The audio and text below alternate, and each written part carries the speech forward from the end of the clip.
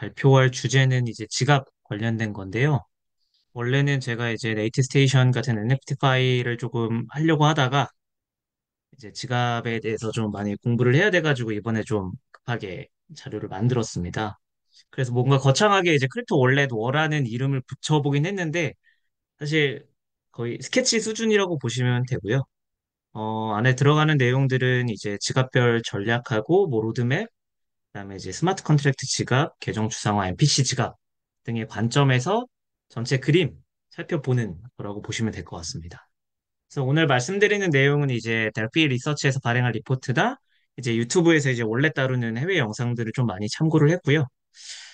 지갑 비즈니스에 대해서 제가 공부를 한 지가 얼마 안 돼가지고 사실 거의 스케치 수준인데 내용 살펴보시다가 혹시 뭐 잘못된 내용이나 좀 얹고 싶으신 내용 보이시면은 기탄 없이 말씀 부탁드리겠습니다.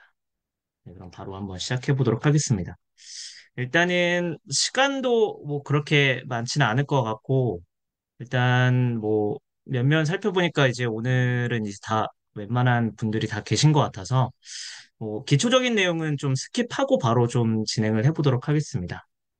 혹시나 이게 뭐 지갑 기초식 필요하시면은 그 디센트 유튜브 채널에 민호님께서 라이브로 강연하는 1시간짜리 지갑 강의가 있어요. 그거 보시면은 저보다 훨씬 더 잘 설명해 주시고 계시니까 그거 보시면 될 것 같습니다. 그래서 일단은 크립토 하시는 분들이라고 하면 이제 공통적으로 말씀 주시는 게 뭐 매스 어답션에서 뭐 여러 가지가 있죠. 뭐 킬러 콘텐츠나 아니면 뭐 개인키 관리하는 거나 뭐 가스 문제나 뭐 이런 것들이 있지만 일단은 지갑은 보통 이제 개인키 관련된 문제를 좀 해결하려고 노력을 하는 것 같아요. 뭐 다들 아시다시피 이제 시드 문구 같은 경우에 이제 너무 길고 복잡하니까 좀 어떻게 하면 좀 편하고 쉽고 저렴하고 안전하게 서비스를 사용할 수 있을까? 그리고 가스 같은 경우에는 뭔가 이제 할라치면은 가스부터 먼저 내라는 게 되게 많았어요. 저는 처음에 뭐 NFT를 에어드랍 받았는데 뭔가 좀 옮기고 싶은데 가스를 달라고 하니까 이 가스가 근데 내가 사용하는 거래소에 없고 뭐 이렇게 이제 좀 돌고 돌아가는 것들이 좀 많다 보니까 이런 두 가지 정도 이제 좀 문제가 발생을 했는데 사실 오늘의 메인 주제가 이제 지갑이고 지갑은 이제 보통 개인 키뿐만 아니라 이제 최근에는 이제 계정 추상화 덕분에 이제 가스 문제도 이제 해결할 수 있게 되다 보니까 이제 조금 얘기할 내용이 좀 많아질 것 같은데요. 일단은 과거로 좀 거슬러 올라가면은 이제 2020년 이전에 이제 많이 사용했던 뭐 하드월렛, 뭐 종이 지갑 이런 것들 넘어서 2020년 이제 디파이 이후에는 이제 메타마스크가 좀 자리를 잡았고 윈터 넘어서 이제 좀 새로운 지갑들의 시대가 열리고 있다라고 정리를 할 수 있을 것 같은데요. 뭐 앞서 말씀드렸던 시드 문구를 관리하는 거나 이제 가스프리나 액세스 제어하는 거나 이런 좀 핵심적인 UX 혁신이 좀 기다리고 있다. 그리고 요걸 세 가지 이제 카테고리로 나눠서 좀 정리를 할 수 있을 것 같아서 이제 표준 EOA 지갑, 그리고 스마트 컨트랙트 지갑, MPC 지갑 별로 한 두 개에서 세 개 정도 이제 지갑을 가져와서 그대들이 이제 어떤 서비스고 어떤 로드맵을 가지고 있는지 제가 최대한 정리를 해서 한번 공유를 드려보겠습니다. 제 양이 좀 많을 수도 있어가지고 제가 일단은 좀 하다가 시간 너무 길어질 것 같으면 조금씩 자르고 이제 진행을 해보도록 하겠습니다. 일단 가장 먼저 표준 이제 EOA 지갑에서는 당연히 이제 메타마스크를 좀 말씀드려야 될 것 같은데 표준 지갑은 요새 이제 메타마스크뿐만 아니라 이제 뭐 랩이나 팬텀이나 이제 또 뒤에서 설명드릴 백팩과 같은 이제 브라우저 또는 이제 모바일 지갑을 의미를 하는데요.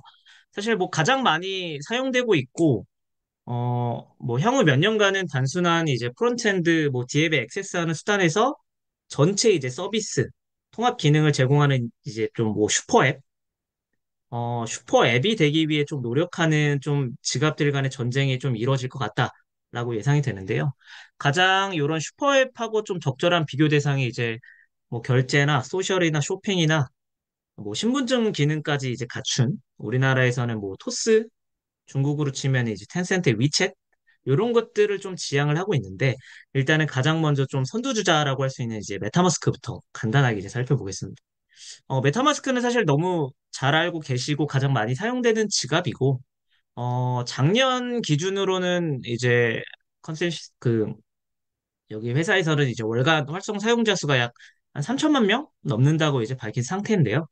사실 메타마스크가 이제 2020년 디파이 붐이 이제 시작되면서 본격적으로 성장을 했었죠. 그 전에는 이제 그냥 블록체인을 이제 토큰을 이제 뭐 보관하거나 쓰거나 팔거나 뭐 전송하거나 이런 용도로만 사용을 했는데 디파이가 등장하면서 이제 스마트 컨트랙트를 좀 읽고 쓸 수 있는 지갑의 필요성이 좀 많이 요구가 됐고 메타마스크가 이제 그 요구에 부합되면서 굉장히 좀 많이 성장을 하고 있는 것 같습니다. 근데 사실 지금 보면은, 메타마스크뿐만 아니라 메타마스크에서 제공하는 기능들은 웬만한 다른 지갑들도 다 하고 있어요. 그 말인즉슨 경쟁이 이제 더욱 치열해지고 있다는 거고, 단순히 이제 뒤에 프론트엔드에 연결하고, 그냥 상호작용할 수 있는 지갑만으로는 충분치 않다는 거고, 이제 차별화를 좀 시작해야 되는 타이밍이라고 이제 메타마스크는 당연히 생각을 했고, 크게 세 가지 방식으로 서비스를 확장하고 있는 것 같습니다. 그래서 일단은 가볍게 먼저 한 세 가지 중에 첫 번째 좀 설명을 좀 드려볼게요. 뭐 다들 아시겠지만 메타마스크는 지금 기본적으로 이제 스왑 기능 제공하고 있고 그다음에 이제 브릿지 어그리게이터 그다음에 스테이킹 인앱 요런 이제 메타마스크 자체 안에 여러 기능들을 통합하는 형태로 지금 가고 있습니다. 그래서 일단은 수압 서비스부터 이제 먼저 좀 말씀을 드려야 될 것 같아요. 수압은 사실 되게 지갑에서 적용할 수 있는 비즈니스 모델 중에 가장 쉽고 좀 직접적으로 통합할 수 있는 기능인 것 같습니다, 사실. 그리고 좀 가장 깨끗하게 이제 수수료로 이제 돈을 벌 수 있는 구조인 것 같고요.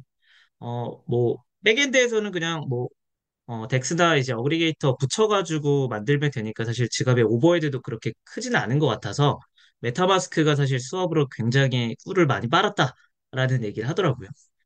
그래서 사실 메타마스크 수압이라는 기능을 저는 어, 예전에 두이님께서 발표를 하셨던 그 메타마스크 매출 관련한 곳에서 좀 깨달았는데, 근데 메타마스크에서 왜 수합을 하는 거지? 라는 생각을 했었어요, 그때는. 그 수합 매출이 어마어마하다 보니까, 여기 보시면 아시겠지만, 호황기 때는 이제 하루에 100만 달러 정도 나오기도 하고, 침체기에도 거의 10만 달러에서 30만 달러 정도를 이제 벌었다고 하니까, 이걸 연간으로 치면은 최대 1억 달러 우리나라 돈으로 한 1,300억 수준인데 이게 사실 되게 크잖아요. 그러다 보니까 이거를 도대체 누가 사용을 하고 있냐라고 생각을 해봤을 때 한 세 가지 부류가 있는 것 같습니다. 첫 번째는 이제 모르는 사람, 수업 수수료를 모르거나 이게 수수료가 이제 하단에 표시가 되긴 하는데 최종 체결 가격에 포함되다 보니까 실제로 이게 내가 수업 수수료 얼마 내는지 모르는 사람들이 좀 있을 것 같고 그 다음에 이제 뭐 이 부분은 많이 없겠지만 신경 쓰지 않는 사람. 이제 가격이 이제 계속 엄청 빠르게 움직이는 상황에서 수합 수수료가 이제 0.875%거든요. 상당히 큰데 요게 그냥 요거 무시하고 그냥 빨리 수합해서 거래하자. 요런 사람들도 좀 있을 것 같지만 뭐 그렇게 많지는 않을 것 같습니다. 근데 요 암호화폐 요쪽 이제 제가 듄에서 봤나? 어디서 봤는데 여기서 이제 수압을 대부분 많이 사용하는 사람들은 이제 에어드랍 헌터가 좀 많다고 하더라고요. 이제 메타마스크가 사실 과거에 토큰 에어드랍을 몇 번 좀 암시를 한 적이 좀 있다 보니까 실제로 이제 에어드랍을 제공하는 이제 유일한 방법이 수압 거래량 기반으로 이제 생각을 하다 보니까 좀 이런 이유 때문에 되게 공격적으로 좀 사용을 해서 트랜잭션 찍고 이제 수업 스스로 내고 이런 사람들이 꽤 거의 대부분일 거라는 예측을 하더라고요. 그러다 보니까 이제 0.875%라는 좀 다소 높은 수수료에도 불구하고 여기서 이제 뭐 덱스 수수료에 뭐 한 뭐 2, 30bp 생각하면은 사실 굉장히 좀 큰 상황인데 어쨌든 이런 부류들로 인해서 많이 매출을 벌었었다. 근데 사실 수압은 그 자체로 좀 경쟁 우위는 좀 아니라고 생각을 해요. 사실 모든 지갑은 다 어떤 형태로든 지금 수압 기능을 통합하고 있고, 요게 이제 지속 가능성 측면에서 봤을 때는, 뭐 에어드랍 펀터가 이제 계속 뭐 찍어주는 상황은 아닐 것 같아서, 뭐 그렇게 지속 가능하진 않을 것 같다라는 생각이 좀 들고 있긴 합니다. 물론 이제 요 정도만 운영해도 그냥 뭐 앱에 붙인 기능에서 나오는 매출로는 이제 큰 수익을 받을 수 있으니까 뭐 메타마스크 입장에서는 나쁘지 않은데요. 그러다 보니까 이제 메타마스크가 이제 계속 상품을 내놓습니다. 두 번째가 이제 브릿지 어그리게이터를 사용해서 아마 제가 알기로는 요 네 개 이제 체인을 지원을 하고 있고, 최근 이제 2월부터는 아비트럼하고 이제 옵티미즘까지 추가하는 형태로 보고 있고요. 일단은 처음에는 되게 거래량이 되게 높았는데, 그 이후에는 거의 한 7, 80% 정도는 감소를 했습니다. 그게 이제 뭐 당연히 이제 시장 상황 좀 안 좋아지고, 그다음에 이제 롤업 지원되지 않는 것들 때문에 에러원 점유율이 좀 상승을 해서 사실 이런 것들이 조금 거래량이 많이 감소를 했는데, 사실 브릿지로도 뭐 그렇게 크게 재미를 못 본 것 같아요. 물론 이제 이용하는 사람 입장에서는 브릿지나 수압이나 있으면 좋은 기능이다 보니까 사실 이런 게 조금 괜찮은데, 사실 이 브릿지 수수료도 똑같더라고요. 0.875%. 그러다 보니까 이게 뒤에서 백단에서 제공해주는 뭔가 어, 그런 덱스나 이제 에그리게이터가 좀 그 정도 받는 거 아니냐라는 생각이 좀 들기도 하는데, 일단은 요 두 가지가 지금 메인으로 나와 있었고, 그 다음으로는 이제 스냅이라고 이제 불리는 좀 오픈 생태계를 추구하는 이제 프로덕트인데요. 스냅이라고 하는 거는 이제 기본적으로 이제 그냥 외부 개발자가 앱을 빌드하도록 해서 요거 기능이나 생태계를 확장하는 거. 일종의 좀 앱스토어, 디앱스토어 느낌으로 이제 생태계를 만들어 나가는 형태라고 보시면 될 것 같습니다. 그래서 이게 지갑 시장이 좀 경쟁이 계속 치열해지고 있고, 메타마스크도 사실 그런 경쟁자들의 위협에 조금씩 계속 두드려지고 있는데, 이 스냅이 어느 정도는 좀 핵심적으로 역할을 해줄 수 있지 않을까? 좀 지배적인 위치를 유지할 수 있지 않을까라는 생각을 좀 하고 있긴 합니다. 저도 개인적으로. 근데 다만 이제 이 앱스토어 사고방식이 메타마스크의 또 전유물은 아니고, 또 이거 카피해가지고 바로 하는 곳들도 많고, 뒤에서 설명드릴 이제 백팩, XNFT, 또 사실 이런 컨셉하고 거의 똑같다 보니까, 이런 스냅도 어느 정도는 이제 좀 연관이 있을 것 같아요. 그래서 뭐 스냅은 아직 초기 단계이긴 하지만 요런 이제 서비스들을 지금 좀 고민을 하고 있는 것 같아요. 실제로 이런 서비스들이 지금 기획 중이고 뭐 출시 예정이라고는 하는데, 사실 뭐 일반적인 내용들도 있고 어느 정도 이제 기존에 나와 있던 이제 뭐 SC나 MPC나 이런 지갑들과 비슷한 부분도 좀 있는 것 같습니다. 만약에 이거를 좀 국내에서 활용한다라고 하면은, 메타마스크 스냅을 활용한다라고 하면은 저는 개인적으로, 만약에 메타마스크가 지금은 뭐 KYC가 되어 있지는 않지만 나중에 이제 KYC 된다고 가정을 하면은, KYC 인증된 메타마스크 지갑 연동해서 자사의 이제 서비스랑 좀 연동할 수도 있을 것 같아요. 뭐 예를 들어 투자라고 하면은 뭐 거기 이제 KYC만 붙여 놓으면은 국내 사용자들은 다 이용할 수 있으니까 여러 가지 떼와 가지고 이제 붙이는 방법도 좀 가능할 것 같고, 텍스 서비스도 이제 이렇게 이제 KYC만 잘 연결되면은 좀 가능할 것 같은데, KYC가 그렇게 빨리 뭔가 쉽게 되지는 않을 것 같아서 일단은 그렇게 좀 생각을 해봤고요. 마지막으로는 이제 메타마스크 이제 인스티튜셔널 기관용 지갑 서비스 제공하는 거. 이게 이제 6가지 핵심 서비스를 제공하는 건데, 뭐 리서치부터 이제 뭐 리포팅, 커스터디. 이전까지는 커스터디에 좀 무게를 좀 실었던 것 같은데, 최근에는 이제 기관용 스테이킹 서비스를 좀 도입을 했습니다. 이게 이제 메타마스크 이제 기관용 프로덕트가 좀 강조하는 게, 우리는 17,000개 이상의 웹3 프로토콜하고 디앱에 좀 간편하게 액세스가 돼. 그 다음에 이제 우리 커스터디 좋아. 그 다음에 얼마 전에 이제 기관용 스테이킹 서비스를 제공을 하는데, 여기 몇면을 보시면은 이제 블랙데몬이나 이제 올노드는 사실 되게 유명한 곳들이라서 뭐 사이즈가 그렇게 크진 않지만 유명한 곳들이라 어느 정도는 좀 괜찮다라고 생각을 했는데, 사실 메타마스크가 이렇게 기관용 스테이킹 서비스를 급작스럽게 빠르게 좀 도입하게 된 이유가, 이제 제일 뒤에서 설명드릴 파이어블록스라는 이제 와스 서비스를 제공하는 곳에 좀 연관이 좀 있는 것 같아요. 거기서 이번에 기관용 스테이킹으로 좀 대박을 좀 터트린 게 있다 보니까 메타마스크도 거기에 좀 벤치마킹을 한 게 아니냐라는 생각이 좀 들긴 하는데, 일단은 그거는 제가 뒤에서 다시 한번 설명드리도록 하겠습니다. 그리고 두 번째는 요 백팩과 XNFT. 요 XNFT는 제 기억으로 아마 현길님이 예전에 한 두 기수 전에 한번 얘기를 해주셨던 것 같아요.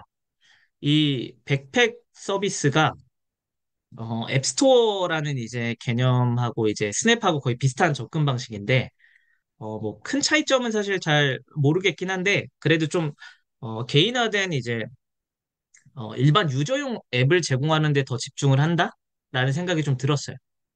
그 메타마스크 스냅이 약간은 좀 기관이나 아니면은 좀 무게감 있는 서비스들이라고 하면은 XNFT는 백팩은 조금 더 가벼운데 좀 재밌거나 좀 붙일 만한 앱들이 좀 들어가 있는 것 같다라고 좀 생각이 들고 있고요.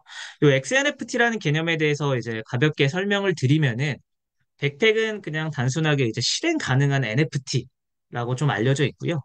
개발자는 보통 이제 사용자가 지갑에 추가할 수 있는 앱을 XNFT로 만들 수 있습니다. 그리고 요걸 이제 유저가 백팩에서 바로 모든 D앱에 XNFT를 활용해서 액세스를 할 수 있는데요. 요게 이제 보시면은 뭐 이더리움이나 솔라나나 당연히 이제 확장 프로그램 통해서 D앱에 접속을 해야 되는데 백팩은 이제 바로 백팩 안에서 이런 멀티체인 앱에 액세스를 할 수 있다라는 게 좀 강점인 것 같습니다. 물론 이제 뭐 이렇게 되면은 뭐 피싱 공격 한 번에 이제 때려 맞으면은 뭔가 타격이 좀 있을 것 같은데 아무튼 그래서 이제 이 원하는 XNFT가 있으면은 그걸 백팩에 추가를 하고 이 백팩만 내가 가지고 있으면 거기서 이제 바로 백팩에서 D앱으로 이제 액세스할 수 있는 그런 프로세스를 가지고 있고요. 어느 정도 이제 검증된 이런 D앱들을 좀 실제로 이 백팩 안에 보관을 하기 때문에 조금 더 안전하다고 하기도 하고 전반적으로는 UX가 훨씬 깔끔해 보인다라는 생각을 좀 가지고 있습니다. 그리고 뭐 특별한 거는 개발자가 뭐 지갑에 이제 업데이트나 지원을 기다릴 필요 없이 원하는 것을 위한 이제 XNFT만 구축하면 된다는 거. 이게 좀 장점인 것 같아요. 그래서 요 xnft.gg로 이동해서 원하는 XNFT 선택한 다음에 요게 이제 백팩이랑 XNFT가 지금 솔라나에 올라가 있다 보니까 솔라나에서 이제 거래하고 스스로 지불해서 지갑에 설치하면 된다라는 되게 간단한 상황이고요. 백팩 생태계가 제가 요거 링크 통해서 들어가 보니까 뭐 그렇게 뭐 우리가 흔히 알고 있는 뭐 앱스토어처럼 막 엄청나게 많지는 않지만 있을 건 대부분 다 있더라고요. 보면은 뭐 디파이 관련해서 뭐 솔랜드나 NFT 뭐 거래하는 솔라나트나 그다음에 이제 뭐 스쿼드 그다음에 예전에 한번 얘기했었던 지갑에서 이제 그 음악 스트리밍 서비스 하고 있는 오디우스나 그다음에 뭐 디파이 프로토콜 게임 뭐 이런 것들이 좀 많이 출시가 되어 있는 것 같아요. 그래서 백팩은 기본적으로 이게 뭐 이렇게 이제 핵심 개발자나 빌더 이제 코파운더의 이제 트위터를 좀 찾아보니까 사람들이 좀 연결할 수 있는 일종의 좀 운영 체제 가 되려고 한다고 하더라고요.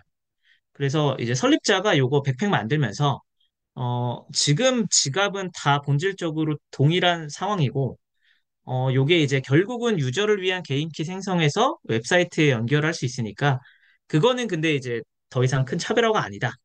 근데 반대로 이제 뒤에서 제가 얘기할 솔라나 모바일에서 이번에 출시한 사가나 혹시 애플의 이제 아이폰이 만약에 이제 암호화폐 지갑 시장에 뛰어든다라고 가정을 하면은 오늘날에 이제 좀 많은 이제 웹 확장 프로그램 이제 기반 지갑들은 유저가 이제 시드 구문을 계속 마이그레이션을 해야 되잖아요. 번거롭기도 하고 여기 이제 잘못하면 이제 보안 위험으로 이제 계속 위협을 받다 보니까 아무래도 이제 이런 확장 프로그램 대신에 사가나 애플과 같은 운영 체제에서 이제 이런 키를 관리하게 되면 엄청 좋다라는 얘기를 하고 있고요.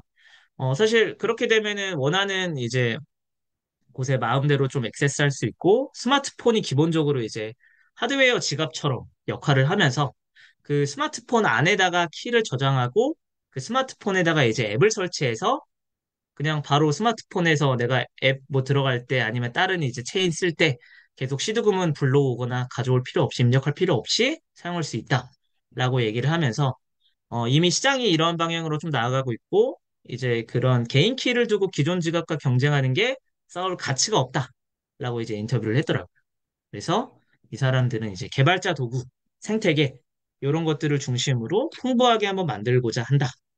그리고 백팩이 지금은 솔라나에서 좀 시작을 했고, 지금 XNFT도 당연히 솔라나 기반을 두고 있는데 멀티체인에 좀 초점을 맞추고 있고요. 그래서 일단은 백팩도 되게 재밌는 프로덕트다라는 생각이 좀 들었습니다. 그리고 세 번째로는 사과. 요거는 이미 뭐 지금 뭐 써보신 분도 계실 수 있을 것 같은데 사과는 사실 뭐 이전부터 이제 많이 나왔던 얘기긴 하지만 비단 솔라나뿐만 아니라 나중에는 이제 애플이나 이제 안드로이드 같은 업체들도 이 분야에 좀 진출을 할 수 있을 것 같다라는 생각이 되게 많이 들더라고요. 기본적으로 이제 사가에는 시드볼트라는 개인키 관리할 수 있는 영역이 있고요. 요걸 통해서 이제 하드웨어 월렛과 같이 서명키 생성할 수 있는데 여기 이제 스마트폰이라는 레이어가 추가가 되는 거죠. 그렇게 치면은 사가가 M 레이어 아래에서 이제 키 관리하면서 사용자 이제 유저가 스마트폰에 다운로드하는 모든 앱에는 해당 시드를 이제 계속 사용할 수 있는 겁니다.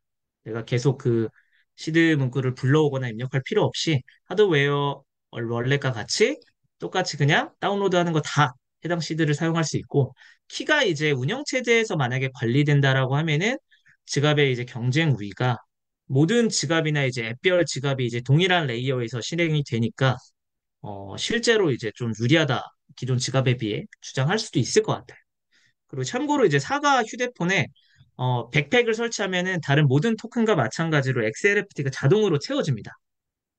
그 백팩만 설치를 하면은 뭐 10개, 20개, 30개의 XNFT가 자동으로 이제 채워지는 거예요. 그러다 보니까 제가 이 백팩이라는 이름이 도대체 왜 백팩인가라는 생각을 했었는데 요걸 보니까 이제 백팩을 어디로든 가져가면 그 백팩 안에 우리가 보통 뭐 물건들 많이 넣잖아요. 그러니까 이제 백팩도 어디로 가서 그냥 실행만 시키면 그 안에 있는 물건, 그 안에 있는 XNFT, 그 안에 있는 D앱을 함께 쓸 수 있다. 이런 식으로 이제 이름을 지어가지고 백팩으로 이제 표시를 했습니다.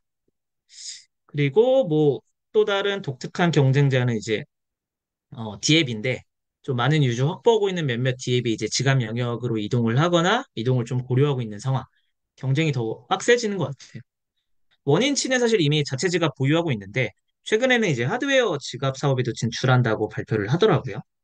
그리고 유니스업 같은 경우도 사실은 이미 이더리움의 50% 이상 유저의 50% 이상 확보하면서 사실 거의 많이 좀 공략한 상태다 보니까 좀 이런 지갑 서비스도 좀 굉장히 좀 유효할 것 같고 오픈시도 이제 NFT 면에서는 마찬가지일 것 같고 스테픈도 사실 뭐 신발이나 이런 것들이 저장되는 게 다 기본적으로 있기 때문에 이미 지갑 그 자체죠. 그러다 보니까 요런 이제 다른 D앱들도 지갑 자체 지갑이나 지갑 서비스를 계속 만들 것 같다라는 생각이 들기도 하고요. 사실 뭐 요런 것들 굉장히 많죠. 우리가 뭐 레비, 플레임, 뭐 레인보우, 트러스트, 팬텀 뭐 셀 수 없이 많은데 사실 뭐 당연한 소리지만 한 가지 분명한 트렌드는 모든 지갑이 이제 단순히 웹앱 연결하는 것 이상의 기능을 통합하기 시작했다는 거. 요게 조금 중요 포인트 같습니다. 그래서 요거는 좀 넘어가고요. 두 번째는 이제 스마트 컨트랙트 지갑입니다. 스마트 컨트랙트 지갑은 그냥 단순하게 표현하면은 개인 키가 아닌 프로그래밍 코드로 작동하는 것 같고요. 기존에는 이제 단순한 기능만 가능을 했는데 스마트 컨트랙트를 통해서 이제 여러 기능을 지갑에 프로그래밍 할 수 있다. 그래서 이런 것들을 이제 같이 할 수 있다라고 좀 생각을 하고 조금 더 자세하게 이제 설명을 드리면은 이더리움 프로토콜에는 이제 이더리움 프로토콜의 계정을 살펴보면 이제 두 가지 계정이 있습니다. 이게 EOA라는 이제 계정이 하나가 있고 CA라는 계정이 하나가 있는데 요 계정 추상화와 ERC4437이 이제 예전에 동환 대표님께서도 이제 말씀을 하셨고 그 이후에도 굉장히 좀 많이 얘기가 나왔었고 실제로 이제 개발도 된 상태인데 이 EOA라는 것과 CA를 합치는 게 계정 추상화라고 이제 간단하게 말씀드릴 수 있을 것 같은데 EOA는 뭐냐 개인 키에 의해 컨트롤이 되고 트랜잭션을 발행하고 이걸 전송하고 검증하는 역할을 합니다. 그래서 이제 계정 어드레스를 통제할 수 있는 개인 키가 존재를 하고 이걸 가지고 이제 발행하고 검증을 하는 거라고 보시면 될 것 같고요. 반면에 CA는 개인 키가 없기 때문에 스스로 이제 발행은 못하고 수신 보통 받는 역할을 합니다. 그러다 보니까 이제 코드대로 작동이 되고 개인 키가 없어서 다른 컨트랙트나 EOA 통해서 수신을 해야 되는 상황이다 보니까 기존 프로세스를 보면은 우리가 항상 뭐 또 NFT 거래를 할 때나 뭔가 토큰을 전송을 할 때나 어떤 소셜 D앱, 뭐 D앱 소셜들을 사용할 때 엄청나게 서명 버튼을 누르잖아요. 뭐 발행할 때 누르고 실행할 때 누르고 검증할 때 누르고 이런 것들이 이제 계속 이런 이제 분리 때문에 발생을 했는데 계정 추상화는 요 EOA의 역할과 CA의 역할을 하나로 이제 혼합해서 활용을 한다라는 방식인 것 같습니다. 그래서 개인 키 보관 방식은 그대로 유지를 하는데 CA에서도 사실 트랜잭션 서명을 이제 가능하게 한다는 거죠. 그러다 보니 이제 딱 봐도 이제 편의성이 좋아지는데, 요걸 이제 가능하게 한 기술이 바로 계정 추상화. 그리고 이 추상화라는 용어가 사실 조금 저도 약간 와닿지 않았는데 좀 찾아보니까 컴퓨터 과학에서는 이 추상화라는 용어를 복잡한 자료 모듈 시스템에서 핵심적인 개념 또는 기능을 간추려내는 거라고 하더라고요. 그러다 보니까 이제 한국말로 표현하면 조금 어색할 수는 있는데 서로 다른 두 유형의 계정을 하나의 계정으로 이제 섞는다, 통합한다, 뭐 추상화한다 이렇게 좀 표현할 수 있을 것 같습니다. 그래서 뭐 CA에서도 이제 트랜잭션 발행과 서명이 가능하게 되면은 사실 계정을 뭐 한 번에 관리할 수 있다거나 뭐 지금까지 좀 불가능했던 이제 다양한 기능들을 좀 탑재해서 더 편리하게 이제 좀 다양하게 사용할 수 있게 됐다라고 표현을 하는데 뭐 대표적으로는 이제 멀티시그 같은 것들이 좀 있을 것 같고요. 혹은 이제 페이마스터 ERC4437의 이제 포인트 중 하나가 유저의 가스비를 다른 사람이 이제 지불할 수 있도록, 후원할 수 있도록, 스폰서할 수 있도록 뭐 선택적으로 이제 할 수 있는 그런 개념들도 있다 보니까 뭐 여러 가지로 조금 많이 활용을 할 수 있을 것 같다라는 생각이 들고 실제로도 이제 뭐 소울 월렛이나 이제 바이코노미나 인피니티즘이나 스택업이나 이런 것들이 실제로 지금 뭐 투자도 좀 요새 찾아보니까 많이 받고 있고 개발도 지금 되고 있고 이미 개발이 완료된 지갑들도 좀 많은 것 같습니다. 그래서 몇 가지 이제 항목들을 가져와 봤는데 뭐 이런 것들이 가능할 것 같다라고 보시면 될 것 같아요. 그러면 이제 스마트 컨트랙트 지갑은 대표적으로 이제 세이프랑 그다음에 이제 뭐 아젠트 정도 이제 떠올릴 수 있을 것 같습니다. 세이프는 사실 작년에는 이제 그노시스 세이프라는 이름이었는데 최근에 좀 리브랜딩을 했고요. 오늘 보니까 이제 390억 달러 정도 이제 가지고 있더라고요.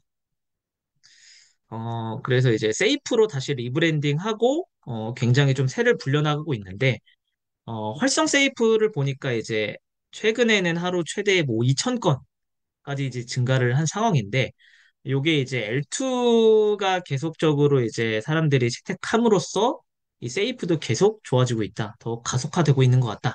라는 생각이 좀 들고 있습니다. 사실 스마트 컨트랙트 지갑이 단점 중에 하나가 좀 수수료가 좀 많이 든다는 거잖아요. L1은 특히 그렇고요. 근데 이제 세이프가 제가 알기로는 수수료를 유저에게 다시 돌려준다고 하더라고요. 그래서 세이프 이용할 때는 수수료가 없다라는 얘기가 돌고 있고, 당연히 이제 뭐 L1뿐만 아니라 이제 또 이 세이프는 L2를 굉장히 그리고 이제 많이 포용을 하다 보니까 뭐 아비트럼도 굉장히 좀 많이 올라왔고 요거 차트를 보시면은 그다음 폴리곤에서도 좀 굉장히 많이 사용이 된다고 하더라고요.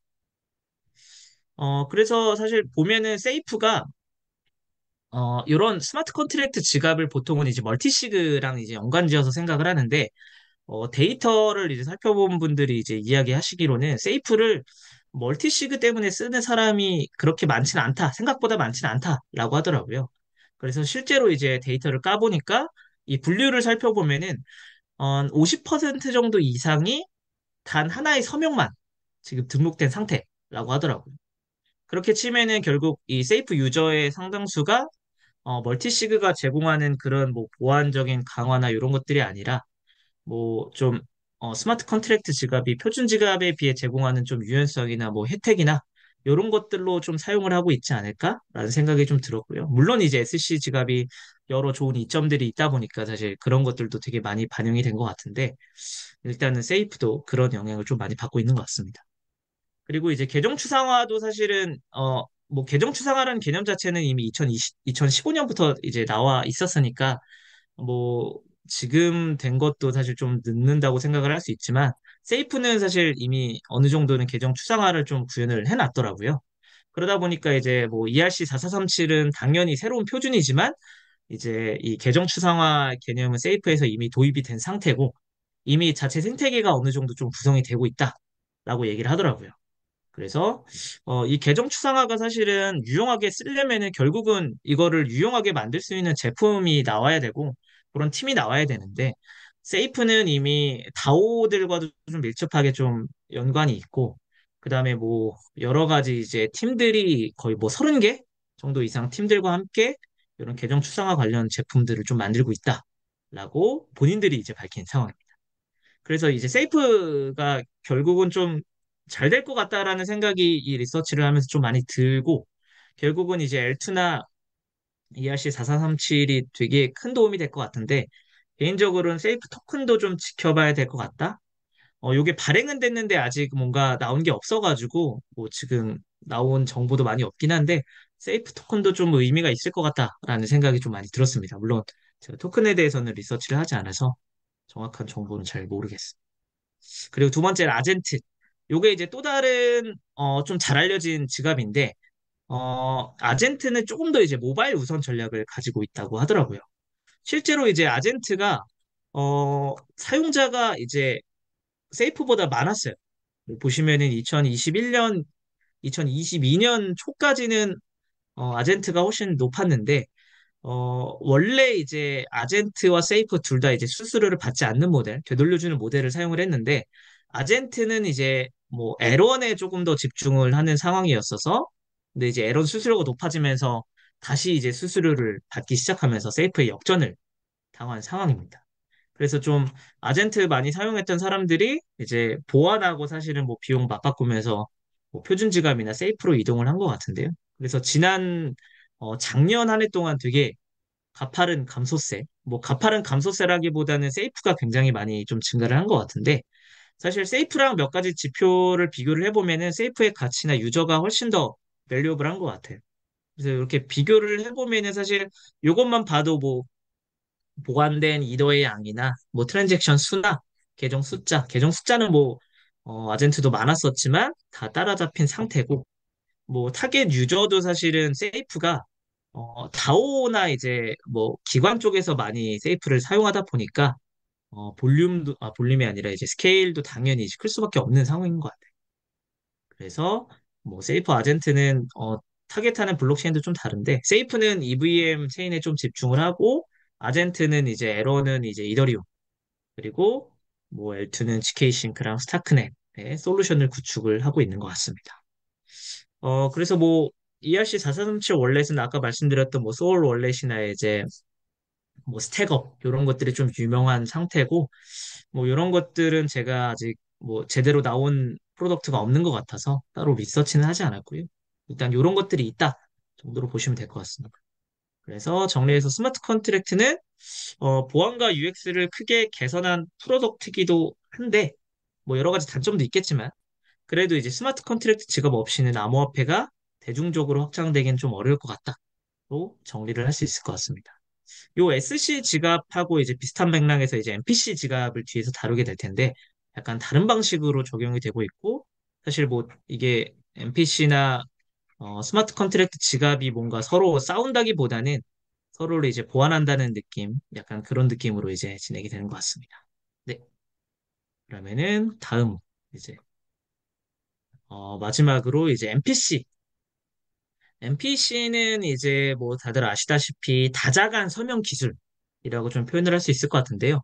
트랜잭션을 서명할 때 이제 필요한 개인 키 하나를 다수가 나눠서 보관을 한다라고 보시면 될 것 같고요. 이게 이제 단일 장애점, 단일 실패 지점을 제거해서 이제 보안을 강화하는 형태라고 보면 되는데요. 뭐 단일 장애점은 이제 아시는 분들도 계시겠지만 이제 좀 낯선 분들을 위해서, 어, 요게 이제 뭐, 단일 장애점이라는 게 이제 시스템 구성 요소 중에서, 뭐 하나가 동작하지 않으면 전체 시스템이 이제 중단되는 요소를 말하는 건데요. 쉽게 말하면 이제 지갑에서 비유를 하면은 개인 키가 유출되면 이제 해킹 위험 노출되고 지갑에 이제 통제권이 다 탈취된다는 거. 이렇게 보기 때문에 개인 키 유출을 이제 단일 실패점이라고 본다. 그러면 다수가 만약에 하나의 키를 쪼개서 나눠서 보관을 하게 되면은 한 명의 데이터가 유출돼도 다른 사람의 이제 키를 다 갖고 있지 않는 한 자산 탈취가 불가능하기 때문에 요 단일 실패 지점이 제거가 되고 개인 키 유출 및 해킹 문제를 어느 정도 해결할 수 있다라고 보는 것 같아요. 그래서 MPC 기술이 적용되는 이제 구체적인 방식을 말씀드리기 전에, 그럼 MPC랑 스마트 컨트랙트가 어떤 부분에서 다르냐라고 보면은 이제 간단하게 제가 그냥 그림으로 만들어 봤는데, MPC는 이제 하나의 키를 이제 나눈 거고요. 스마트 컨트랙트 월렛은 이제 세 개의 서명, 그대로 이제 키를 세 개 만들어서 트랜잭션을 실행하는 거다. 그럼 언뜻 보면은 이게 비슷해 보이기는 하는데 서로 다른 문제를 해결하고 있다라고도 표현할 수 있을 것 같아요. MPC는 이제 좀 나누어진 개인 키를 하나의 온전한 키로 완성하기 위한 이제 기능을 오프체인 상에서 이제 실행을 하고, 이 SC 스마트 컨트랙트는 이제 온체인에서 검증을 하고 실행을 한다라는 이제 차이가 좀 있고요. 요거를 이제 조금 더 이제 사례를 들어서 설명을 해보면은, MPC 기술이 적용되는 구체적인 방식에 대해서 좀 말씀드리면 이해를 하실 것 같아요. 예를 들어 유저가 자신의 지갑에서 이제 거래가 가능한 화이트 리스트를 따로 지정을 해놨다고 가정을 해보겠습니다. 그러면은 만약에 지갑의 개인 키가 내가 가지고 있는 개인 키가 유출이 됐어요. 그리고 공격자가 화이트 리스트에 없는 주소로 만약 인출을 시도했다라고 이제 가정을 해보면은, 일반 개인 지갑은 사실 개인 키 이미 뭐 해킹을 당했으면은 모든 자산들이 순식간에 이제 탈취를 당하겠지만, NPC는 이제 공격자가 유출된 세 개 중에 하나의 키를 사용하더라도 이제 부분적인 설명만 하게 되죠. 그리고 네트워크 내의 다른 노드들이 해당 트랜잭션을 전달받아서 확인을 해보고, 오프체인 정책에서 이제 요 화이트리스트에 해당하지 않는 주소로 이제 인출을 시도했다라는 걸 알았을 때는 당연히 이제 나머지 부분의 키를 제공하지 않겠죠. 그리고 요게 이제 서명이 당연히 완성되지 못하고 악의적인 트랜잭션을 실패를 하게 된다. 반대로 이제 스마트 컨트랙트 월렛은 이런 서명한 것들이 온체인에서 체크를 하게 되고 온체인에서 서명을 이제 완성하지 않게 되다 보니까 트랜잭션을 실패하는 차이가 좀 있는 것 같습니다. 그래서 뭐 MPC 솔루션이 사실은 뭐 여러 가지 장점도 있고 이제 단점도 있고 뭐 여러 가지 부분도 있는데, 뭐 장점은 당연히 이제 블록체인과 좀 여러 호환성이 좀 좋고, 가스비가 이제 뭐 그렇게 없기 때문에 비교적 저렴하고, 이제 개인키 보관 문제가 되게 좀 높은 보안성을 자랑하고 있다라고 하더라고요. 그래서 이제 뭐 커스터디나 이제 가상자산 이제 관리하는 이제 업체들에서 좀 많이 오랫동안 좀 예전부터 이제 보안 솔루션으로 채택하고 있다. 라고 얘기를 하고 있고요. 그러면 이제 NPC랑 이제 SC랑 뭐가 좋냐라고 봤을 때는 실제로 이제 뭐 사용 사례를 보면 일부 좀 겹치는 부분이 있는 것 같긴 한데, 각자 장점도 있고 둘 다 동시에 실행이 가능한 솔루션인 것 같아요. 뭐 이미 뭐 메타마스크나 다른 곳들은 이제 같이 활용을 하고 있는 것도 있다고 제가 알고 있긴 한데, 뭐 사실 혼합해서 사용을 하는 경우도 좀 많다고 합니다. 그래서 뭐 여러 가지 이제 뭐 장단이 있다. 뭐 어느 것이 낫다라고 말할 수 없다 정도로 좀 설명드릴 수 있을 것 같고요. NPC로 다시 돌아와서 그러면 NPC 이제 지갑 제공업체들이 앞에서는 대부분 이제 프로토콜이나 디앱 위주로 좀 말씀을 드렸는데, NPC 지갑 제공업체들은 크게는 이제 당연히 이제 분산화된 프로토콜들과 중앙 집중화된 이제 기관들, 두 가지 유형이 있는 것 같습니다. 그래서 뭐 중앙화된 공급자들은 데이터베이스 이제 정책이나 이런 것들을 당연히 오프체인으로 보관하면서 검증을 하고, 요게 이제 좀 가장 잘 알려진 곳들은 이제 파이어블록스, 뭐 젠고, 코인베이스 이런 것들이 있고요. 다른 이제 탈중앙화 MPC 제공자들은 뭐 리트 프로토콜이나 엔트로피, 오디 뭐 이런 것들이 있는데, 일단은 리트 프로토콜하고 제가 파이어블록스, 젠고 요 세 가지만 가져와서 좀 설명을 마지막으로 드리겠습니다. 리트 프로토콜은 간단하게 그냥 노드들이 키를 공유해서 보관하고 서명하는 형태로 이루어져 있고요. 개인이 소유하고 탈중앙화 네트워크에서 관리하는 클라우드 지갑 플랫폼을 표방을 하고 있습니다. 그래서 같이 공유하고 보관하고 서명한다는 뜻이, 그냥 뭐 예를 들어 서명에 이제 뭐 임계값을 사용한다라고 가정을 하면은, 뭐 네트워크에 100개의 노드가 있을 경우에 뭐 67개의 노드, 뭐 3분의 2가 서명을 해야 서명이 가능하다. 뭐 이런 것들이 좀 있는 것 같고요. 요거의 특징 중 하나가, 리드 프로토콜의 특징 중 하나가 HTTP 요청을 수행을 한다고 하더라고요. 그래서 제가 요거를 정확하게 뭐 이해를 못하고 있긴 한데, 요게 이제 스마트 컨트랙트랑 다르게 이제 오프체인 데이터에 액세스하고 작업을 할 수 있다라고 이제 본인들이 표현을 하고 있고, 이 리트의 이제 닥스 문서를 좀 살펴보니까 뭐 쇼피파이나 뭐 테슬라나 트위터나 구글 드라이브들과 연결해서 작업을 할 수 있다. 아마 액세스 관련해서 그런 웹2에 있는 비즈니스랑 연결해가지고 활용을 할 수 있다. 그리고 많은 혁신적인 사용 사례를 만들 수 있다라고 좀 표현을 하는 것 같습니다. 근데 아직 이 리트 프로토콜은 지금은 좀 중앙 집중식 네트워크로 좀 작동을 하고 있고요. 노드들 대부분이 이제 아직은 이제 운영하는 이제 곳에 들어가 있는 상태고 내년부터 조금 전환을 할 거라고 하더라고요. 그래서 뭐 나중에는 뭐 당연히 여기서 이제 토큰 발행을 하고 스테이킹하는 형태로 이제 아예 탈중앙화 네트워크로 좀 전환을 할 것 같다. 그리고 스테이킹을 위해서 뭐 특별한 체인을 또 사용할 계획이다. 라고 좀 밝히고 있는 것 같습니다. 그리고 두 번째로는 이제 파이어블록스라는 가상자산 인프라 및 보안 서비스 제공하는 업체인데 여기에 이제 ARR 이제 반복 매출이 1억 달러 수준, 연 1억 달러 수준이라고 하더라고요. 그래서 굉장히 좀 잘 나가는 곳이다라는 생각이 들었는데 그 면면을 살펴보면은 사실 웬만한 것들은 다 하고 있는 것 같습니다. 토크나이제이션도 하고 있고 자금 세탁 방지 컴플라이언스, MPC 당연히 하고 있고 이제 디파이, 스테이킹 요런 페이먼트까지 요새 좀 붙여가지고 되게 잘 나가고 있는데 여기가 이제 기존에는 금융기관 위주로 좀 많이 서비스를 제공했는데 최근에는 이제 리테일 브랜드나 게임 회사나 암호화폐 스타트업들을 고객사로 확보하면서 굉장히 매출이 상승을 했다. 그리고 요번에는 이제 MPC 기반의 스테이킹 기능을 추가를 하면서 1,500개 고객 중에 약 400개가 요 디파이를 할 목적으로 파이어블록스 서비스를 선택을 했다고 하더라고요. 그래서 작년 6월 기준으로 ARR 연간 반복 매출이 1억 달러를 넘으면서 현재 지갑 분야에서는 거의 엄청난 성장세를 기록하고 있는 것 같습니다.